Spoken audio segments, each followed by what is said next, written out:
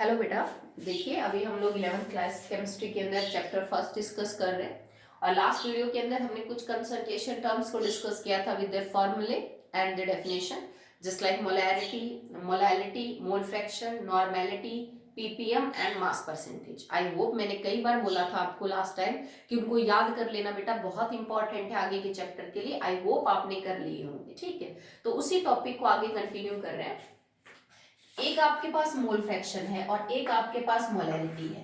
इन दोनों यूनिट्स को, इन दोनों टर्म्स को ज्यादा बेटर माना जाता है in case of molarity and normality. जैसे कई बार पूछ लेते हैं, आपको क्वेश्चंस मिल जाएंगे कि किसी भी सॉल्यूशन की के मोल फ्रैक्शन और मोलैलिटी को बेटर माना जाता है concentration term as compare to molarity और normality. And what is the reason? Because molarity और नॉर्मेलिटी के फॉर्मूले में आप लिखते हो नीचे divided by volume of solution in litre, जबकि मोलैलिटी में हम डिवाइडेड बाय लिखते हैं mass of solvent in KG, mass of solvent in KG. और ये तो सिर्फ नंबर ऑफ मोल्स है। ठीक है, तो अगर आप चेक करो तो इनमें और इनमें क्या फर्क है। अगर आपके पास कोई सॉल्यूशन है, मान लीजिए उसकी मोलैरिटी है 0.1 और एक सॉल्यूशन है जिसकी नॉर्मेलिटी है 0.2 नॉर्मल। ठीक है, अगर आपने उस सॉल्यूशन का टेम्परेचर बढ़ा या घटा दिया तो इन सॉल्यूशंस की नॉर्मेलिटी और मोलैरिटी घट और बढ़ सकती है। कैसे? बिकॉज टेम्परेचर जो है वो वॉल्यूम के ऊपर असर डालता है। समझ रहे हो आप भाई? अगर आपके पास कोई लिक्विड सॉल्यूशन है, आप उसको हीट करोगे तो टेम्परेचर का और हीट का कनेक्शन होता है, मतलब टेम्परेचर वॉल्यूम को अफेक्ट करता है, कम या ज्यादा। ठीक है, अगर आप ठंडा कर रहे हो तो वॉल्यूम कम हो जाएगी थोड़ी सी, अगर आप उसको हीट कर रहे हो तो उसकी वॉल्यूम थोड़ी सी एक्सपेंड हो जाती है। तो अगर टेम्परेचर वॉल्यूम को अफेक्ट करता है और इन दोनों के फॉर्मूले में आपने वॉल्यूम ले रखी है फॉर्मूले में, तो इसका मतलब आपका जो डाटा है वो भी बदल जाएगा। समझ रहे हो बात? तो अगर आपने इन्हीं सॉल्यूशंस को, जैसे तुमने प्रिपेयर किया 25 डिग्री सेल्सियस पे और अब वो सॉल्यूशन 35 डिग्री सेल्सियस पे है, तो उसकी नॉर्मेलिटी और मोलैरिटी वो नहीं रहेगी जो आपने बनाई है। मतलब मोलैरिटी और नॉर्मेलिटी में, because we are taking the volume of solution and volume can be change by changing temperature, तो ये सॉल्यूशंस अपनी मोलैरिटी और नॉर्मेलिटी बदल देंगे अगर आपने इनका टेम्परेचर बदल दिया। But these two terms do not involve any volume. ठीक है, इसमें तो सिर्फ मोल्स हैं, तो जो टेम्परेचर के साथ बढ़ते घटते थोड़ी ना है, चाहे आप 100 डिग्री पे ले लो चाहे आप 50 पे ले लो, मोल्स तो उतने ही रहेंगे सॉल्यूशन में, सॉल्यूट और सॉल्वेंट के। And this is containing mass of the solvent in KG. ठीक है, ये वॉल्यूम नहीं कंसिडर कर रहा सॉल्यूट, सॉल्वेंट या सॉल्यूशन की, ये तो वजन कंसिडर कर रहा है। किसका? सॉल्वेंट का, केजी के अंदर। तो वजन का टेम्परेचर पे फर्क नहीं पड़ता है। आपको पता है कि वजन जो मास है वो टेम्परेचर डिपेंडेंट नहीं है, चाहे आप 30 डिग्री पे ले लो तो भी सॉल्वेंट उतना ही है, आप 50 डिग्री पे ले लो तो भी सॉल्वेंट उतना ही है। तो कई बार पूछ लेते हैं why mole fraction and molality are preferred over molarity and normality. ज्यादा तवज्जो क्यों देते हैं हम इन दोनों टर्म्स को बजाय इनके? Because they are containing volume in their formula and by changing temperature volume can change. If volume can change, their जो मैग्नीट्यूड है वो चेंज हो जाएगा। दैट्स व्हाई हम ज्यादा इंपॉर्टेंस इनको देते हैं। ठीक है, चलिए नेक्स्ट बात करते हैं अबाउट द एक इक्वेशन है जिसको हम यूज करते हैं, it is known as molarity equation. ठीक है, और मोलैरिटी इक्वेशन एक्चुअली में क्या होती है? It is also known as equation of dilution, equation of dilution. इसमें क्या करते हैं हम? ठीक है, पहले इक्वेशन देख लीजिए फिर हम समझाते हैं। It is m1v1 is equal to m2v2। इसका मतलब मैं आपसे ये कहूं कि बेटा मेरे पास 10 ml HCl का सॉल्यूशन है जिसकी मोलैरिटी 0.1 मोलर है। Okay, I have 10 ml of HCl जिसमें 0.1 मोलैरिटी का वो सॉल्यूशन है। मैंने इसमें 5 ml वाटर ऐड कर दूं तो जो सॉल्यूशन अब बना पानी ऐड करने के बाद, उस सॉल्यूशन की मोलैरिटी क्या होगी? भाई मोलैरिटी पहले जैसी तो नहीं रहेगी। तुम्हारे पास पहले 10 ml 0.1 मोलर HCl था, तुमने ऊपर से 5 ml डाल दिया तो तुम्हारी वॉल्यूम नहीं बढ़ गई। अब 10 प्लस में 5 कितना है? 15 ml हो गया। और वॉल्यूम बढ़ते जो मोलैरिटी है, because molarity is number of moles of solute, ठीक है, बटे में volume of solution in litre, this is molarity. अगर तुम्हारे सॉल्यूशन की वॉल्यूम पहले के मुकाबले बढ़ गई है तो इसका मतलब मोलैरिटी क्या हो जाएगी? घट जाएगी, because molarity and volume are inversely proportional to each other. तो इसका मतलब पहले जो सॉल्यूशन तुम्हारे पास 0.1 मोलर था, अब वो 0.1 मोलर नहीं रहा, उसकी मोलैरिटी कम हो गई है। तो आप कैसे पता करोगे कि अब क्या हो गई है? भाई घट तो गई, पर घटने के बाद अब वैल्यू क्या हुई है, तो वो आप इस इक्वेशन से पता कर सकते हो। कैसे? m1 मतलब पहले की मोलैरिटी क्या है, तो हमारे पहले मोलैरिटी कितनी थी? 0.1। सॉल्यूशन पहले की वॉल्यूम क्या है? 10 ml। अब देखो, अब तुम ये मत कहना कि मैडम यहाँ पे आपने ml क्यों लिया, स्टैंडर्ड यूनिट हमने लीटर क्यों नहीं ली, क्योंकि बेटा दोनों साइड में मिलीलीटर आएगा। अगर ये भी मिलीलीटर है तो ये भी मिलीलीटर में आएगा, ठीक है? तो दोनों साइड से कट हो जाएगा सेम यूनिट, तो no need to change into litre. करना चाहो तो कर लो, नो प्रॉब्लम, ठीक है? लिखा आपने M2। अब तुम्हें ये पता करना है ना कि पानी मिलाने के बाद दूसरी मोलैरिटी सॉल्यूशन की क्या हुई, तो M2 तो हमें निकालना है, M2 लिखा हमने। अब V2 तुम्हारी वॉल्यूम दूसरी क्या हो गई? भाई पहले सिर्फ 10 था, 5 और ऐड कर दिया, तो नाउ सॉल्यूशंस बिकम 10 + 5 15 ml। तो मैंने लिखा यहाँ पे multiply by 50 ml। This is ml, this is ml, cancel out, no problem. अब यहाँ से आप M2 को सॉल्व कर लीजिए। M2 will be 0.1 multiply by 10 divided by 15। ये जो भी आंसर आ गया, ये आपकी मोलैरिटी निकल के आ जाएगी M2।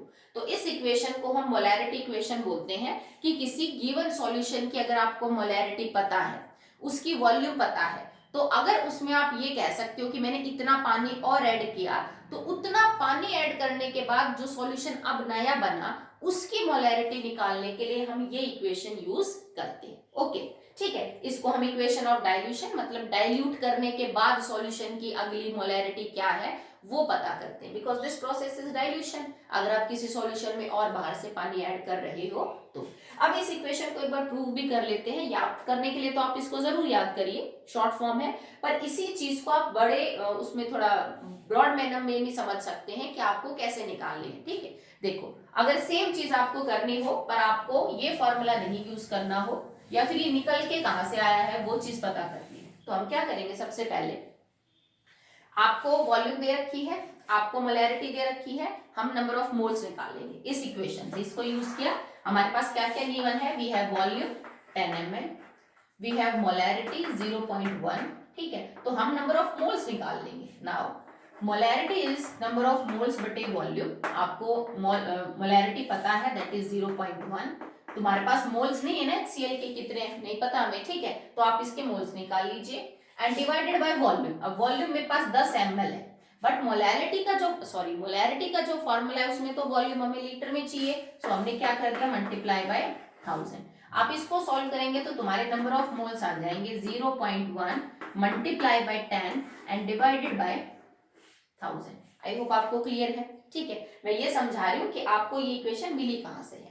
हमने निकाली नंबर ऑफ मोल्स। अब एक बात बताओ, जब मैंने 10 ml HCl सॉल्यूशन लिया जिसकी मोलैरिटी 0.1 है, मैंने ऊपर से 5 ml पानी डाला, तो क्या मैंने HCl के नंबर ऑफ मोल्स के साथ कोई छेड़खानी की? नहीं भाई, HCl तो जितना पहले था सॉल्यूशन में उतना ही है, ना वो कम हुआ ना ज्यादा, तुमने पानी ऐड किया है, तो मतलब दूसरे सॉल्यूशन में भी तुम्हारे जो नंबर ऑफ मोल्स है वो तो क्या रहेंगे? सेम ही रहेंगे। तो ये मैंने निकाल लिया कि according to this data number of moles HCl के कितने, these are the number of moles of HCl। अब इस डाटा को यूज करके मैं यहाँ पुट करूंगी। अब आप दोबारा से मोलैरिटी निकालो, मोलैरिटी निकालनी है नंबर ऑफ मोल्स बटे में वॉल्यूम, ठीक है? मोल्स तो सेम ही है पानी डालने के बाद भी, तो नंबर ऑफ मोल्स की जगह मैं ये चीज लिख सकती हूँ 0.1 इंटू 10 डिवाइडेड बाय 1000 लिख सकते हैं। और नीचे इसके हमें क्या करनी है? वॉल्यूम। अब वॉल्यूम कितनी होगी? 10 प्लस में 5, तो आप लिखोगे डिवाइडेड बाय 50, समझ रहे हो आप? ठीक है? और मल्टीप्लाई बाय क्या करना है आपको? 1000।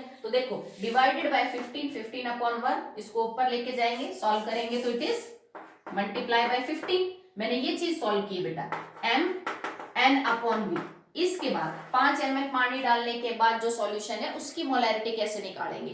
तो मैंने फॉर्मूला लिखा m n upon v, number of moles वही रहेंगे जो ऊपर निकाले, ये मैंने पुट कर दिए। वॉल्यूम अब 15 ml हो गई, तो मैंने डिवाइडेड बाय क्या कर दिया? 15, but it is still in ml, तो इसको लीटर में कन्वर्ट करने के लिए हम ऊपर क्या कर देंगे? गुणा में 1000। अब 1000 से 1000 कट गया, ये जो तुम्हारा आंसर आया है क्या आया? That is equal to 0.1 multiply by 10 and divided by 15।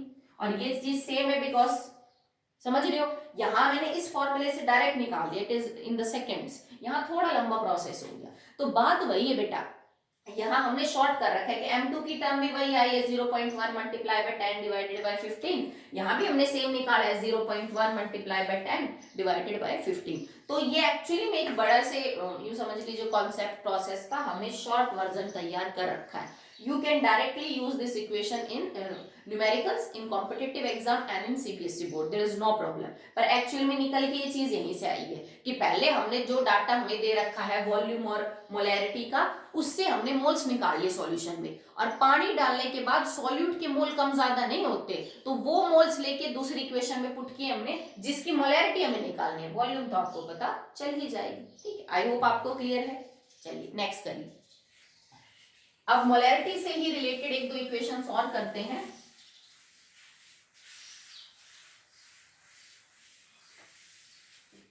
One is M1V1 upon N1 is equal to M2V2 upon N2। ठीक है, अब वैसे ही इक्वेशन लग रही है पर डिवाइडेड बाय मैंने N1 और N2 और कर दिया। ये फॉर्मूला हम कब यूज करते हैं? यूजुअली जब आप रिडॉक्स रिएक्शन के अंदर ये पता करना चाहते हो कि किसी ऑक्सीडाइजिंग एजेंट के लिए कितना रिड्यूसिंग एजेंट जो है वो काफी है। मैं एक सिंपल इक्वेशन लिखती हूँ, जैसे कि KMnO4 प्लस H2SO4 प्लस में FeSO4 gets converted into K2SO4 plus MnSO4 plus H2O and plus Fe2SO4 thrice. मैंने ये इक्वेशन लिखी है, मैं बता दूंगी आप इसको कहाँ यूज करेंगे यूजुअली। ठीक है, तो ऑक्सीडाइजिंग और रिड्यूसिंग एजेंट की इक्वेशन है, this is your reducing agent, ये मीडियम को एसिडिक बनाने के लिए है, and this is your oxidising agent. अब सबसे पहले आप इस रिएक्शन को बैलेंस करेंगे। ठीक है, बैलेंस रिएक्शन करने के बाद जब आप ये पता करेंगे कि एक्चुअली में मुझे कितना KMnO4 चाहिए, कितने FeSO4 को रिड्यूस करने के लिए, सॉरी ऑक्सीडाइज करने के लिए, इसका तो ऑक्सीडेशन होगा। जैसे मान लो मेरे पास ये 10 ग्राम है और मैं तुमसे ये पूछूं बेटा इक्वेशन को देखते हुए ये बताओ कि 10 ग्राम FeSO4 को Fe2SO4 थ्राइस में कन्वर्ट करने के लिए मुझे एग्जैक्टली कितने ग्राम KMnO4 चाहिए। समझ रहे हो आप? तो ये आप बैलेंस केमिकल इक्वेशन से पता करोगे। ठीक है, या फिर मैं तुमसे ये कह दूं, ग्राम में ना पूछूं, मैं यूं कहूं कि मेरे पास ना 10 ml 0.1 मोलर KMnO4, ठीक है, I have 10 ml 0.1 molar KMnO4, और आपने ये ले रखा और आप इसकी रिएक्शन FeSO4 के साथ करवाना चाहते हो। ठीक है, और FeSO4 जो है वो तुम्हारे पास दे रखा है ये, दैट इज 0.2 मोलर FeSO4, पर वॉल्यूम नहीं पता। अब तुमसे ये कहेगा बेटा अगर मेरे पास 10 ml 0.1 मोलर KMnO4 है और उसकी रिएक्शन मुझे 0.2 मोलर FeSO4 के साथ करवानी है, तो बताओ इतना ऑक्सीडाइजिंग एजेंट FeSO4 की कितनी वॉल्यूम को ऑक्सीडाइज करेगा।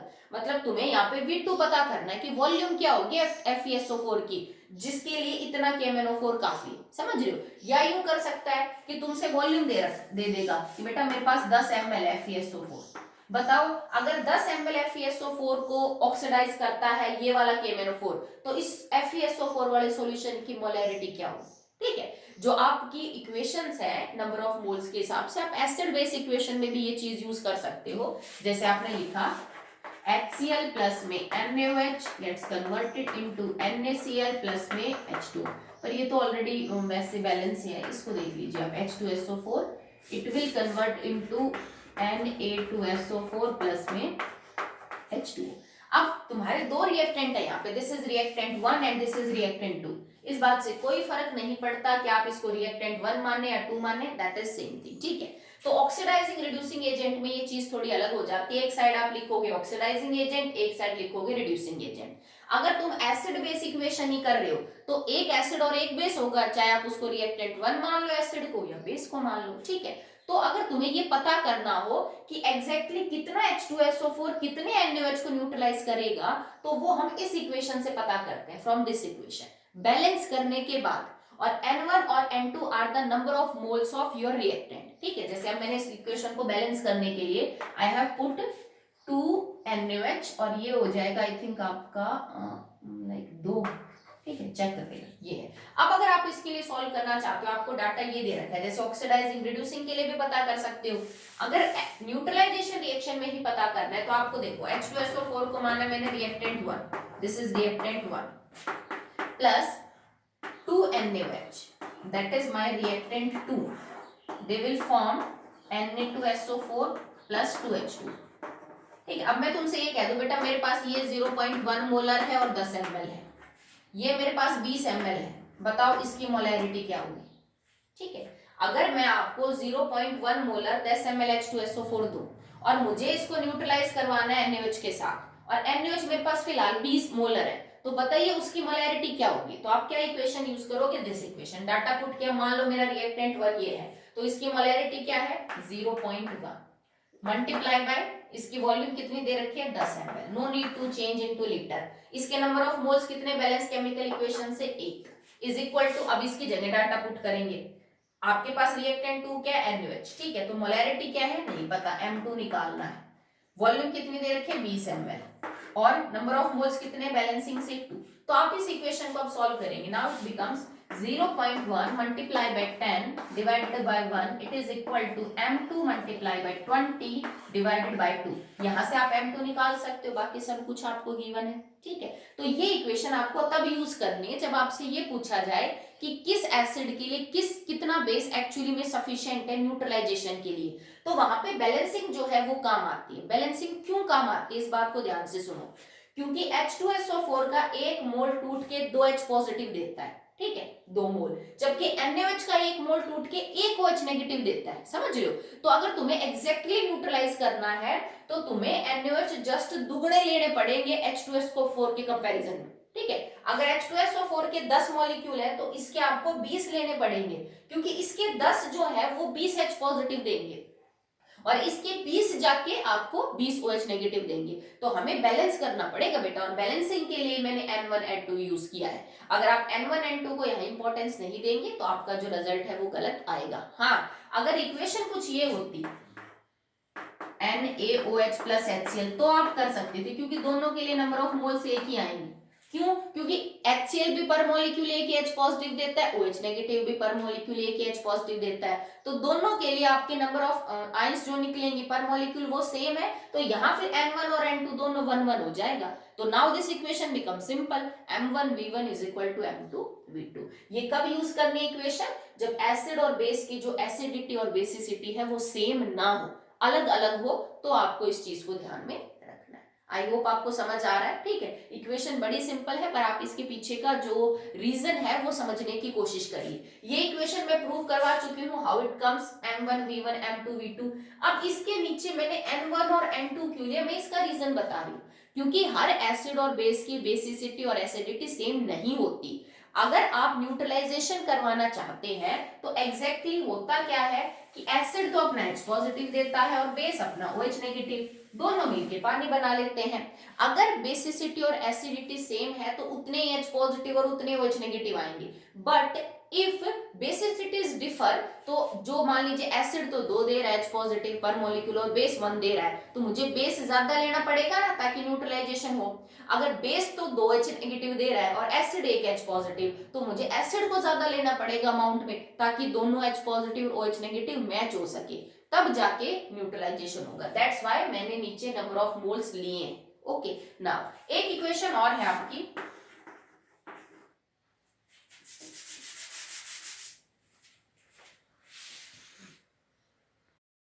now the next equation is NaMaVa is equal to NB MB and Vb। हमने जो A और B लिया है, A is for acid and B is for base, ये एक्चुअली में यही इक्वेशन है। ठीक है, पर यहाँ पे फर्क क्या है, जो Na है इज द एसिड है लिखा, तो हमने it is basicity of acid, basicity of acid. ये जो Nb है it is acidity of base. ऊपर वाली इक्वेशन और इस इक्वेशन में कोई फर्क नहीं, आप चाहो तो ये इक्वेशन याद कर लो, चाहे ये इक्वेशन याद कर लो। ठीक है, कैसे, चलो जो अभी मैंने ऊपर डाटा सॉल्व किया था ना, मैं इसी को लेके समझा देती हूँ। हमने अभी ये किया था कि 0.1 H2SO4 था, 10 ml था, बट ए में उसके नंबर ऑफ मोल्स 1 थे। हमने M2 निकालना था, NaOH की मोलैरिटी, NaOH हमारे पास 20 ml था और उसके जो नंबर ऑफ मोल्स थे वो 2 थे। ठीक है, अब इस इक्वेशन को मैं सिंप्लीफाई करके ये लिख सकती हूँ 0.1 10 multiply by 2 is equal to M2। ठीक है, ये इक्वेशन आ गई आपकी। आगे अब इसी डाटा को मैं इस इक्वेशन में पुट करके देखती हूँ। भाई ए मेरा एसिड है, तो मेरा इस इक्वेशन के अंदर एसिड क्या था, H2SO4। H2SO4 की जो बेसिसिटी है दैट इज 2, तो मैंने लिखा 2। अब मैं इस इक्वेशन को यूज करके सेम चीज निकाल रही हूँ। Ma मोलैरिटी ऑफ H2SO4 कितनी थी, 0.1।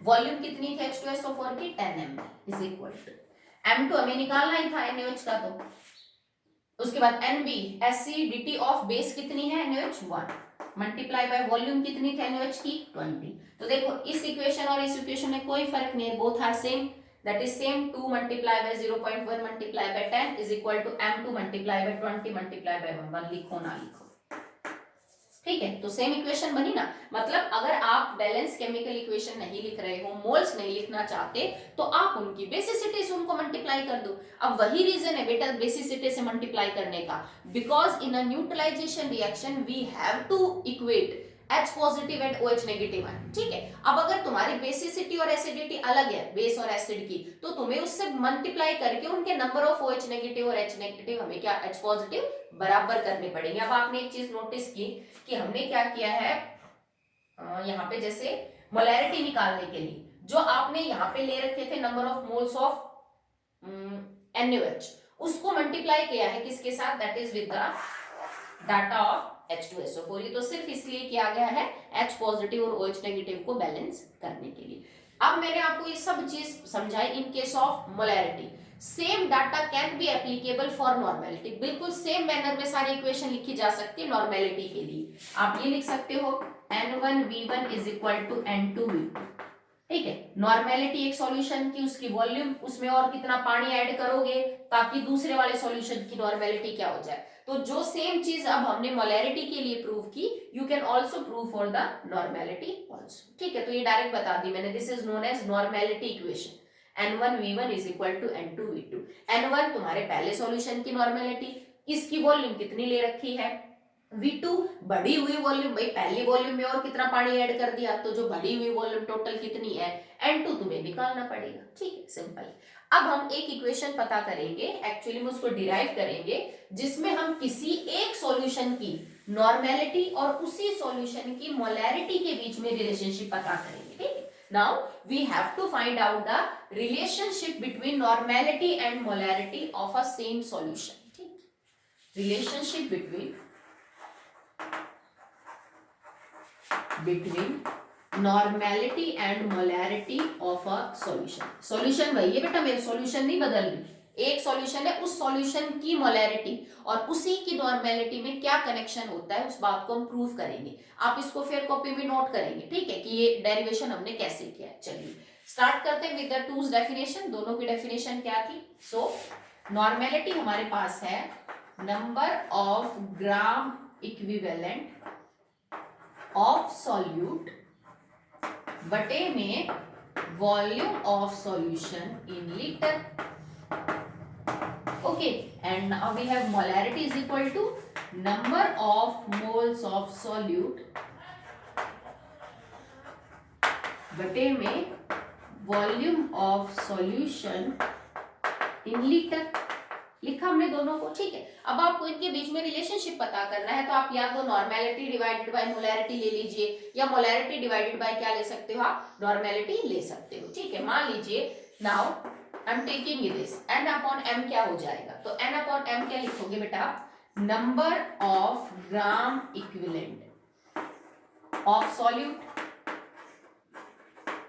बटे में volume of solution in litre.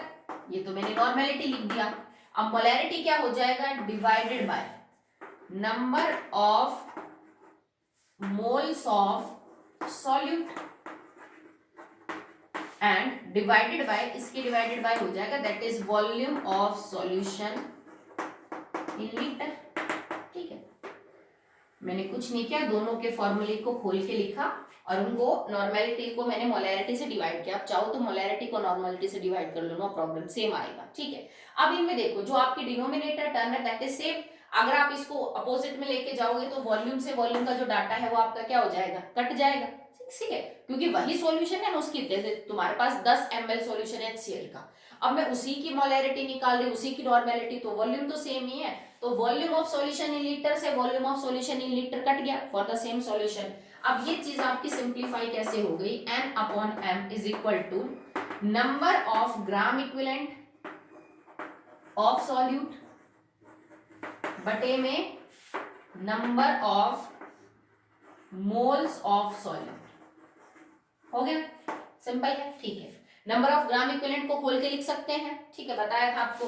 अब आप इसको लिखिए, नंबर ऑफ ग्राम इक्विवेलेंट किसके बराबर होते हैं, mass given of solute, solute का कितना वजन दे रखा है, बटे में इक्विवेलेंट वेट ऑफ सॉल्यूट, जो भी है, अब आपको वो एसिड है कि बेस है कि कुछ भी हो सकता है, ठीक है, डिवाइडेड बाय इसकी क्या चल रहा है, number of moles of solute. अब मैं इस number of moles of solute को खोल के लिख दूं, that is mass given of solute बटे में मॉलिक्यूलर मास ऑफ सॉल्यूट। हमने खोल के लिख दिया नंबर ऑफ मोल्स को,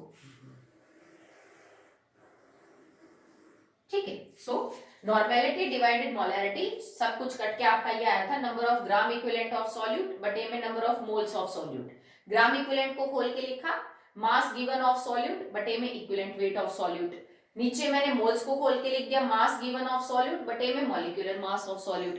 तो दोनों में सॉल्यूट का मास गिवन तो सेम होगा, जैसे मान लो तुम्हारे पास 10 ml HCl का सॉल्यूशन है, उसमें मैंने 5 ग्राम HCl डाल रखा है, तो मास गिवन तो सेम ही है, चाहे आप उसकी मोलैरिटी निकालो चाहे आप उसकी नॉर्मेलिटी। तो देखो मास गिवन से mass given of the solute cut out हो जाएगा। अब इसको आप कैसे लिख सकते हो, now normality divided by molarity, यहां ऊपर क्या बचा, देखो एक्चुअली में ये 1 डिवाइडेड बाय बचा है आपका, इज इक्वल टू 1 अपॉन में equivalent weight divided by, that will B 1 upon में मॉलिक्यूलर मास ऑफ सॉल्यूट। ये चीज बची हुई है आपके पास। अब इसको आप सॉल्व करेंगे तो n divided by m will become equal to, देखो ये चीज जो है वो ऊपर चली जाएगी आपकी, मॉलिक्यूलर मास ऑफ सॉल्यूट बटे में इक्विवेलेंट वेट ऑफ सॉल्यूट। अब अगर आप इक्विवेलेंट वेट को भी खोल के लिख दे तो इक्विवेलेंट वेट क्या होता है, चाहे एसिड हो या बेस हो, यूजुअली तो हम इन्हीं को डिस्कस करेंगे। तो this can be written as n upon m is equal to molecular mass of solute बटे में इक्विवेलेंट वेट क्या होता है, molecular mass of solute divided by, अगर बेटा वो एसिड है या बेस है तो उसकी एसिडिटी और बेसिसिटी, समझ रहे हो आप, ठीक है। तो भाई molecular mass of solute, equivalent weight को खोल के लिख दिया, मॉलिक्यूलर मास ऑफ सॉल्यूट बटे में उसकी एसिडिटी या फिर क्या हो जाएगी, बेसिसिटी। तो अगर आप इस चीज को नोट करेंगे तो इससे ये कट आउट हो जाएगा, ठीक है। Now n upon m is equal to, that will be a b, acidity, या फिर इसको हम ऊपर लेके चले जाएंगे, 1 डिवाइडेड बाय था, ठीक है। तो normality is equal to a b और m। तो आप इसको कैसे सॉल्व कर सकते हो, normality of a solution is equal to molarity multiply by acidity और बेसिसिटी। तो इसी को हम यूं लिख सकते हैं ना, normality of a solution is equal to molarity multiply by acidity और basicity. So this is the equation जो आपको न्यूमेरिकल्स में यूज करनी है, और मैंने आपको डेरिवेशन करवाया है कि एक्चुअली में ये चीज निकल के कहां से आई है। अगर उसी सॉल्यूशन की नॉर्मेलिटी आपको पता है और उसी की मोलैरिटी निकालनी है तो कुछ नहीं करना, आपको नॉर्मेलिटी और मोलैरिटी पता होने के अलावा सिर्फ आपको आपके एसिड और बेस की एसिडिटी या बेसिसिटी पता होना चाहिए, ठीक है। जैसे फॉर एग्जांपल मेरे को ये बता दिया कि 0.2 मोलर H2SO4 है, इसकी नॉर्मेलिटी निकालो, बस इतना डाटा दिया कि 0.2 मोलर H2SO4 की नॉर्मेलिटी क्या होगी। अब देखो तुम्हें मोलैरिटी पता है 0.2, तुम्हें नॉर्मेलिटी निकालने के लिए करना क्या है कि मोलैरिटी को एसिडिटी और बेसिसिटी से मल्टीप्लाई करना है। अब ये मेरा एसिड है तो इसकी क्या होगी, बेसिसिटी। अब बेसिसिटी H2SO4 की कितनी है, 2, तो मेरा आंसर आ जाएगा 0.2 multiply by 2, that will B 0.4। समझ रहे हो, तो इस तरह से आप इसको सॉल्व कर सकते हो। डिराइव हमने कर लिया कि हाउ दिस रिलेशनशिप कम्स, ये आप डायरेक्ट यूज करेंगे न्यूमेरिकल्स में कि अगर आपको सॉल्यूशन की नॉर्मेलिटी पता है तो आप उससे सीधा मोलैरिटी निकाल सकते हो, मोलैरिटी पता है तो सीधा नॉर्मेलिटी में कन्वर्ट कर सकते हो। सिर्फ एक चीज की जरूरत पड़ेगी and that is acidity and basicity of your acid and base, नहीं तो इसका भी पूरा मेथड है निकालने का, ठीक है, इसको भी आप लंबे वाले मेथड से सॉल्व कर सकते हो। जैसे एक तो आप ये इक्वेशन यूज करो और एक आप क्या करो, पहले डाटा यूज करके उसी सॉल्यूशन की मोलैरिटी निकालो, फिर उसी डाटा को यूज करके उसी सॉल्यूशन की क्या निकालो, नॉर्मेलिटी निकालो। यूं भी कर सकते हो आप, पर इससे आप डायरेक्टली कर सकते हो, कोई आपको बहुत लंबा चौड़ा एक्सप्लेनेशन करने की जरूरत नहीं पड़ेगी। नहीं तो आपको इक्वेशन दो अलग अलग फॉर्मूले से सॉल्व करके आखिर में मैच करनी पड़ेगी कि भाई जो डाटा दे रखा है उसमें आपने मोलैरिटी ये निकाली। जैसे मैं समझाती हूँ आपको, एक इसको बेटा फिर कॉपी में कर लेना, इट इज इंपॉर्टेंट।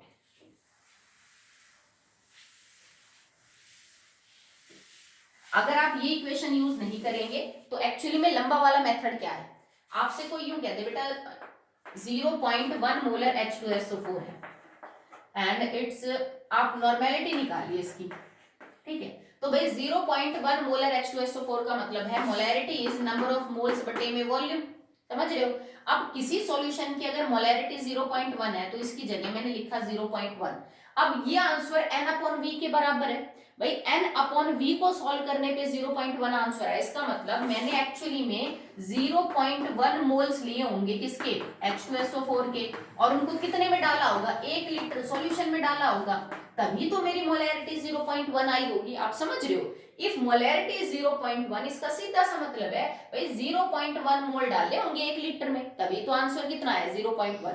जरूरी नहीं है, हो सकता है कि आपने 0.2 डाले हो 2 लीटर में, पर कट के तो आंसर यही आएगा ना कि 0.1 मोल डाले गए पर लीटर ऑफ द सॉल्यूशन, समझ रहे हो। ठीक है, तो यहां से आपने ये पता कर लिया actually what are the number of moles of H2SO4, कर लिया। अब देखिए, अब आपने पता कर लिया number of moles of H2SO4 है 0.1। अब नंबर ऑफ मोल्स होते हैं मास गिवन बटे में मॉलिक्यूलर मास। अब नंबर ऑफ मोल्स की जगह लिखा मैंने 0.1, मास गिवन मैंने पता करना है, मॉलिक्यूलर मास H2SO4 का है 98। यहां से आप ये पता करोगे कि what is actually mass given, तो मास गिवन क्या हो जाएगा 0.1 multiply bye 98, that answer will be 9.8। तो मास आ गया आपका 9.8 ग्राम, ठीक है, क्योंकि ये हमने मॉलिक्यूलर मास 98 नीचे ग्राम में ले रखा है। अब ये मास गिवन तुमने निकाला और तुम्हें इसकी नॉर्मेलिटी निकालनी है। अब आप नॉर्मेलिटी का फॉर्मूला देखो, number of gram equivalent of solute बटे में volume of solution in litre. अब वॉल्यूम तो हमने मानी है क्योंकि भाई 0.1 मोलर कब आएगा, जब वॉल्यूम 1 लीटर होगी, तो वॉल्यूम तो मेरे को पता है 1 लीटर, मेरे को ग्राम इक्विवेलेंट निकालने। और बात कर रहे हैं H2SO4 की, अब ग्राम इक्विवेलेंट का फॉर्मूला क्या है, मास गिवन बटे में इक्विवेलेंट वेट। तो मास गिवन कितना निकाला है हमने अभी, ये वाला 9.8। इक्विवेलेंट वेट कितना है H2SO4 का, 98 बटे में 2, because equivalent weight is molecular mass divided by basicity, इसकी बेसिसिटी 2 है, तो 98 डिवाइडेड बाय 2 करोगे आप, दैट इज 49। आप इसको सॉल्व करोगे तो आपका आ जाएगा gram equivalent. Volume of solution तो 1 है तो हटा दो, कोई दिक्कत नहीं है। इसको सॉल्व करोगे तो आपकी नॉर्मेलिटी आ जाएगी, ठीक है। तो ये तो लंबा वाला मेथड है सेम चीज को सॉल्व करने का, कि अगर आपके पास मोलैरिटी दे रखी है, नॉर्मेलिटी निकालनी है, तो मोलैरिटी को सॉल्व करके पहले मास गिवन पता कर लो, वो मास गिवन यहाँ पुट करो, तुम्हारा आंसर आ जाएगा, ठीक है। या फिर सेम नॉर्मेलिटी दे रखी है, मोलैरिटी निकालनी है, तो भी नॉर्मेलिटी की केस में भी तुम ग्राम इक्विवेलेंट निकाल लो, ग्राम इक्विवेलेंट से तुम मास गिवन निकाल लो, वो मास गिवन यहाँ पुट कर दो, इसकी मोलैरिटी निकाल लो। वो हमने सिंपल मेथड किया है कि आप डायरेक्ट फॉर्मूला यूज करें। देखो सेम चीज ना आप सीधे वाले फॉर्मूले से निकाल के देखो, n is equal to m multiply by a by b।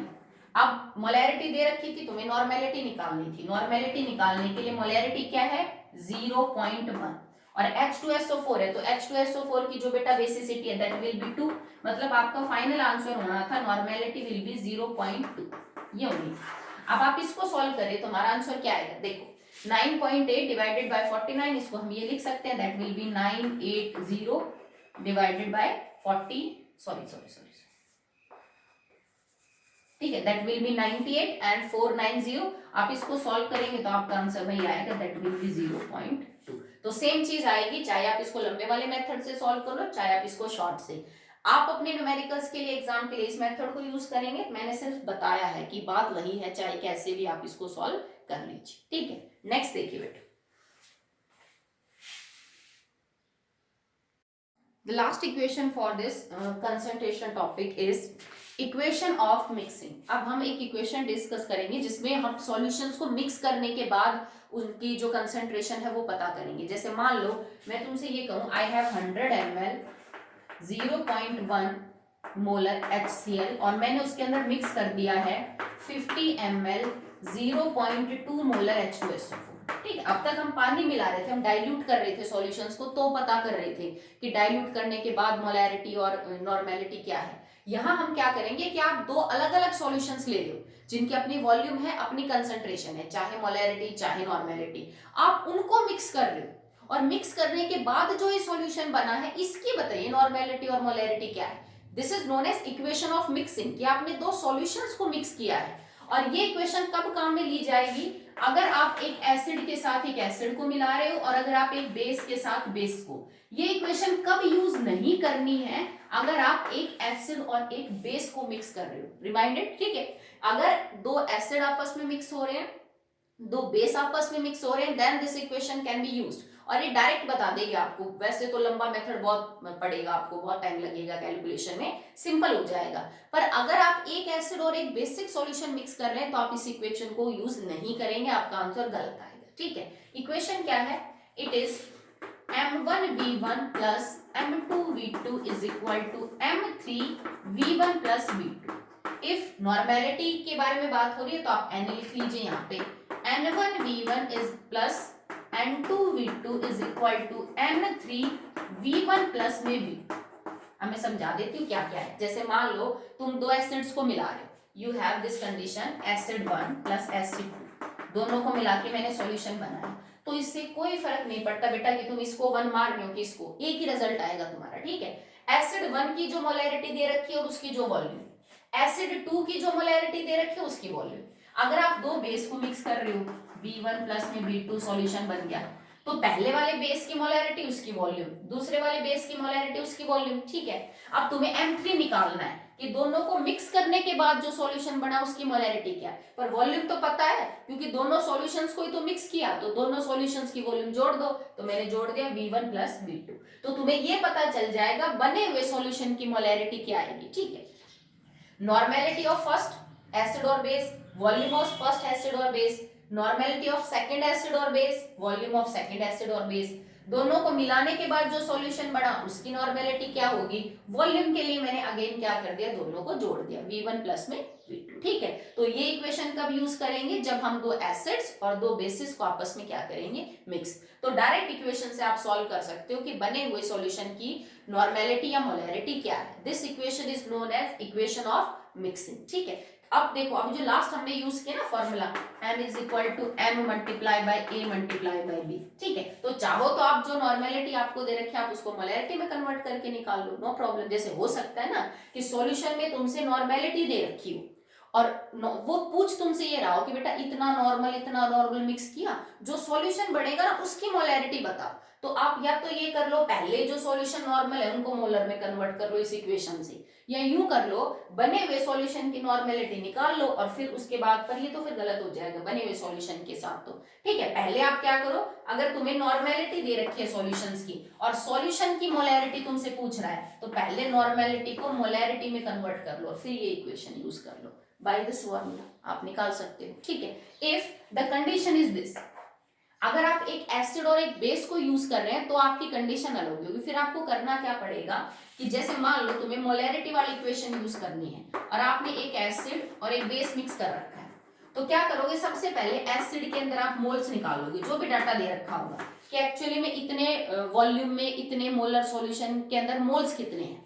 फिर तुम बेस के मोल्स निकालोगे कि बेस के मोल्स कितने हैं। अब दोनों के सेम तो नहीं आएंगे, कम ज्यादा मिल जाएंगे आपको। जैसे मान लो मेरे पास इसके मोल आ गए 0.1, इसके मोल आ गए 0.2, तो देखो एसिड और बेस के जितने भी मोल है इसमें इतने H पॉजिटिव उतने ही OH नेगेटिव होंगे, तो इसमें से जो कम है ना मोल्स वो घटा दो ज्यादा में से, क्योंकि वो तो न्यूट्रलाइज हो जाएंगे H पॉजिटिव और OH नेगेटिव से। तो 0.2 ज्यादा 0.1 कम, तो एक्चुअली में 0.1 में से 0.1 2 में से 1 घटा दोगे तो 0.1 तो इसके बेस के और 0.1 एसिड के तो न्यूट्रलाइज हो जाएंगे, समझ रहे हो। तो ये तो खत्म हो गया, इसमें से 0.1 खत्म हो गया, तो एक्चुअली में मोल्स बचे कितने, 0.1। इसके मोल्स बचे मोल्स ऑफ बेस, क्योंकि बाकी तो न्यूट्रलाइज हो चुके हैं। ठीक है, अब आप इसको डिवाइडेड बाय टोटल वॉल्यूम करोगे, क्योंकि यहाँ तुम्हें दे रखा होगा एसिड मैंने 10 ml लिया, बेस मैंने 50 ml लिया, वॉल्यूम कितनी होगी 10 + 50 60 ml, और मल्टीप्लाई बाय क्या कर दोगे 1000। तो इसको हम ऐसे सॉल्व करेंगे, ऐसे नहीं करेंगे, ठीक है, क्योंकि एसिड बेस जब आपस में मिक्स होंगे तो उनके H पॉजिटिव और OH नेगेटिव जुड़ेंगे नहीं, कैंसिल आउट होंगे to form water that is neutral in the nature, ठीक है। तो हम यहाँ पे पहले क्या करेंगे, एसिड के मोल्स अलग से निकाल लो कितने, बेस के मोल्स निकालो अलग से कितने, फिर ज्यादा में से कम घटा दो, क्योंकि वो कम वाले तो न्यूट्रलाइज हो ही गए। जैसे मैं तुमसे ये कह दूं कि सॉल्यूशन में 5 तो OH नेगेटिव है और 10 H पॉजिटिव है, तो तुम क्या कहोगे, मैडम 5 OH नेगेटिव के साथ 5 H पॉजिटिव मिलके तो 5 वाटर बना लेंगे, बचे सॉल्यूशन में सिर्फ 5 H पॉजिटिव, तो इन्हीं की वजह से तो मीडियम की जो कंसंट्रेशन है वो सब आएगी, तो वो हम निकाल लेंगे, टोटल वॉल्यूम से डिवाइड कर देना, बस तुम्हारी जो सॉल्यूशन की है मोलैरिटी आ जाएगी। नॉर्मेलिटी अगर है भाई, नॉर्मेलिटी वाली इक्वेशन यूज करनी है तो मोल्स की जगह ग्राम इक्विवेलेंट निकाल लेना, because normality is number of gram equivalent bye volume of solution, तो यहाँ हम ग्राम इक्विवेलेंट से सॉल्व करेंगे। ये चीज आपको तब अच्छे से क्लियर होगी जब हम इसका कोई न्यूमेरिकल करेंगे। तो आज के लिए आप इतना ही कर लेना, बट क्योंकि समझाने में ज्यादा टाइम लगा है, आपको लिखने में शायद थोड़ा कम लगेगा, तो मैं थोड़ा सा होमवर्क आपको देती हूँ। तुम्हारी बुक में जहां पे ये टॉपिक खत्म होता है इसके जस्ट बाद न्यूमेरिकल स्टार्ट हो रहे हैं, और वो काफी ज्यादा है, इंपॉर्टेंट भी बहुत है बेटा, एनसीईआरटी के भी हैं, पेपर में भी पूछे जाते हैं, 11th में 12th में सेम आएगा। और जो भी तुम टॉपिक अब तक पढ़ रहे हो, जहां से मैंने कंसंट्रेशन टर्म शुरू करी है, मतलब फ्रॉम लास्ट 2 वीडियोस, ये सारा तुम्हें दोबारा से +2 के अंदर पढ़ना है, ठीक है। तो ये तुम्हें काम आएगा, अब कर लोगे तो +2 में ये चीज बिल्कुल नॉर्मल लगेगी, ठीक है। तो आपकी बुक में जितने सॉल्व एग्जाम्पल दे रखे हैं, सॉल्व एग्जाम्पल के फर्स्ट 5 करोगे आप अपनी नोटबुक में, ठीक है। पहले 5 जो है, क्योंकि वो सॉल्व है, फॉर्मूला आपने याद कर लिया है, तो आपको ज्यादा दिक्कत आएगी नहीं। आप उन 5 न्यूमेरिकल्स को समझ के अपनी फेयर कॉपी में खुद करेंगे, ठीक है। बाकी फिर हम आगे कल करवाएंगे। ओके बेटा।